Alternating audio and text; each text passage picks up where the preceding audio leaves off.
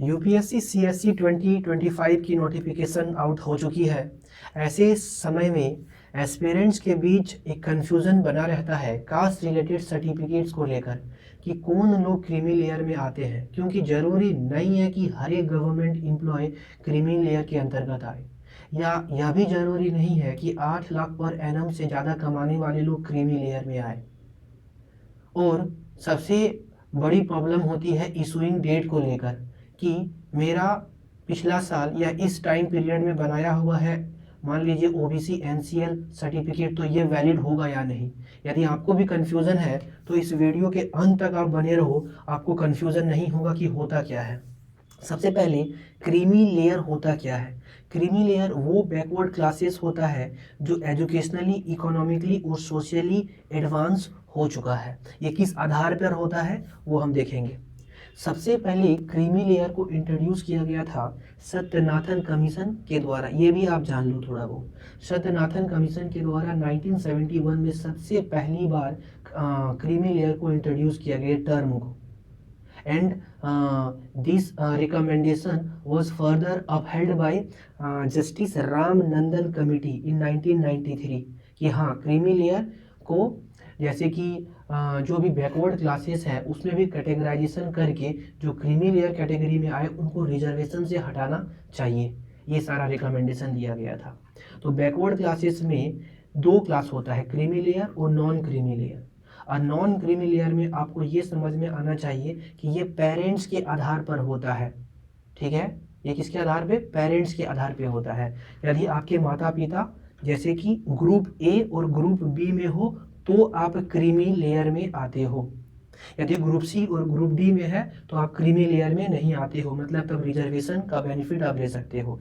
उसके बावजूद एक और चीज़ याद रखिए, यदि आपका ग्रॉस एनुअल इनकम 8 लाख से कम है तो फिर आप क्रीमी लेयर में नहीं आते हो, नॉन क्रीमी लेयर में आते हो, मतलब आप बेनिफिट ले सकते हो। बट यदि आपका 8 लाख से ज़्यादा भी इनकम है लेकिन वो एग्रीकल्चरल लैंड से है तो फिर आप नॉन क्रीमी लेयर में आते हो, आपको बेनिफिट मिलेगा।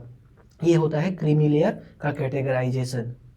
चलिए, अब सबसे बड़ी बात है कि आपका जो सर्टिफिकेट होगा उसका फ्रेमवर्क ऐसे होना चाहिए आपका। जैसे सबसे बड़ी बात आपको याद रखना है, under the government of India ये लिखा होना चाहिए। ठीक, चलिए, इसके बावजूद अगर जैसे कि आपका ओबीसी, अगर आप ओबीसी से हो और तो आपको एक सर्टिफिकेट लगता है ओबीसी नॉन क्रीमी लेयर का। ये जो इशूइंग अथॉरिटी होना चाहिए ये सेंट्रल लेवल का होना चाहिए, पहला चीज़। दूसरी बात आपको याद रखनी है, यदि आप 2025 में अटेम्प्ट दे रहे हो तो इससे पहले 3 साल का फाइनेंशियल ईयर का आपके पास सर्टिफिकेट होना चाहिए इनकम का। जैसे कि 3 साल कौन सा हो जाएगा? 2023-24 का, ठीक, 2022-23 का और 2021-22 का। ये 3 ईयर का आपके फाइनेंशियल ईयर का सर्टिफिकेट होना चाहिए। जहां पर आप बनाने दोगे ये चीज आपको उनको बता देना, ये प्रोविजन। हालांकि ये तीनों प्रोविजन आपको इस फॉर्मेट में देखने को नहीं मिलता है, बट बनाते समय ये 3 फाइनेंशियल ईयर को ऐड किया जाता है। तो यदि 2025 से है तो 23-24 और इससे पहला 2 फाइनेंशियल ईयर का होना चाहिए। और सबसे इम्पोर्टेंट बात कि आपका सर्टिफिकेट कौन सा वैलिड होगा। तो जैसे कि 25 में है आपका, अब इसका अगर यदि आपके पास ऑलरेडी सर्टिफिकेट है तो वो इशूइंग डेट होना चाहिए 1 मार्च में ख़त्म होता फाइनेंशियल ईयर, 1 अप्रैल से 1 अप्रैल 2024 से लेकर जो आपका फॉर्म का लास्ट डेट है 11 फरवरी, इस बीच में ही होना चाहिए आपका इशूइंग डेट सर्टिफिकेट का ओबीसी एनसीएल। अगर इससे पहले या इससे बाद पे होता है तो ये वैलिड नहीं होगा। अभी भी आपके पास कई दिनों का टाइम है, आप बनवा सकते हो 6 से 7 दिन में। ये करते हो तो बाद में चलकर आपको दिक्कत होगा, मतलब आप जनरल कैटेगरी से आपको फाइट करना पड़ेगा।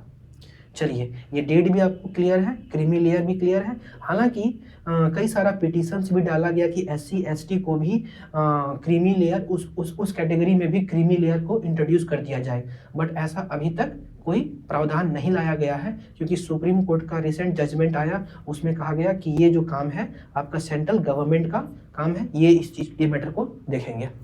चलिए, थैंक यू।